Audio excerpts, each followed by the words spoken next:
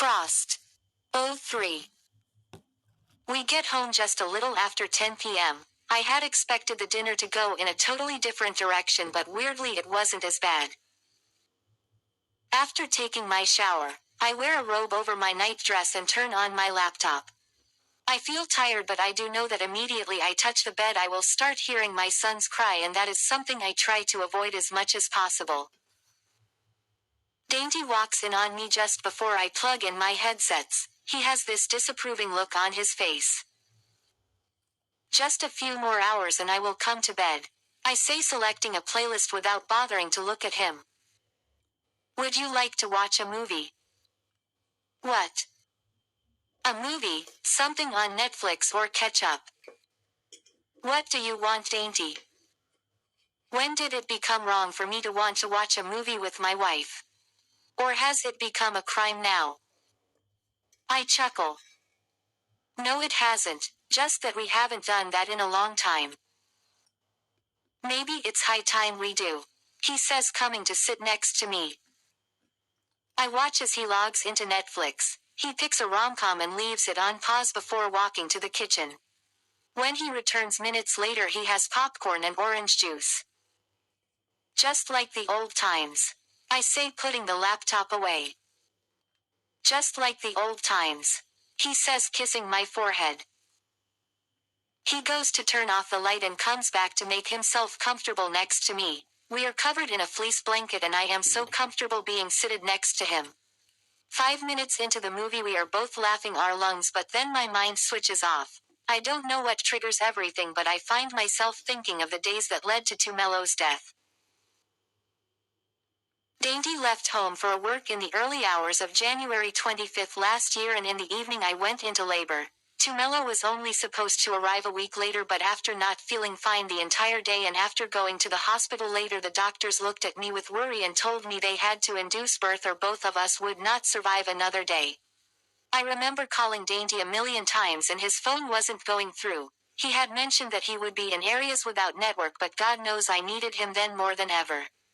Running out of time, I signed consent papers and went into labor.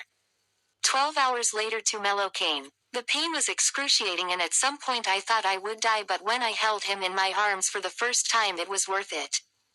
The doctors couldn't release us and neither could they tell me why we were still being kept. Dainty on the other hand was still unreachable and Ginger was out of town too, so it was just me and my son, but I didn't care less because I was a mother and I was happy. 48 hours later he just never woke up.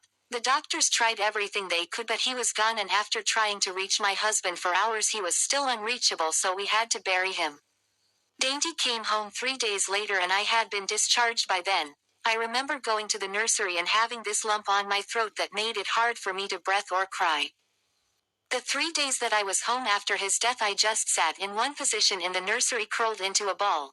No tear has ever come out since his death because each time I remember the events that led to his demise the lump returns, and I have had to teach myself to walk past such moments without breaking down. Are you here? Dainty asks, bringing me out of my reverie.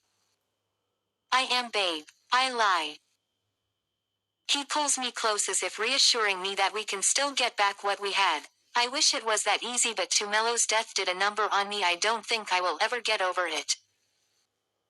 I am here, I say again, this time trying to convince myself more than him. The movie finishes and we go to bed. This night is one of those nights that Dainty is touchy and they are the worst. Sex hasn't been the same, but not once have I denied him. What sucks is I just do it out of obligation and nothing more. I miss you, he confesses with a deep sigh. I am here. You haven't been here in a while, he says before kissing my neck. I have my back to him. But I am just glad that we survived everything. Did we? Of course we did, babe. Look at us. I swallow hard. I don't know why, but I hate that Dainty doesn't realize how I truly feel.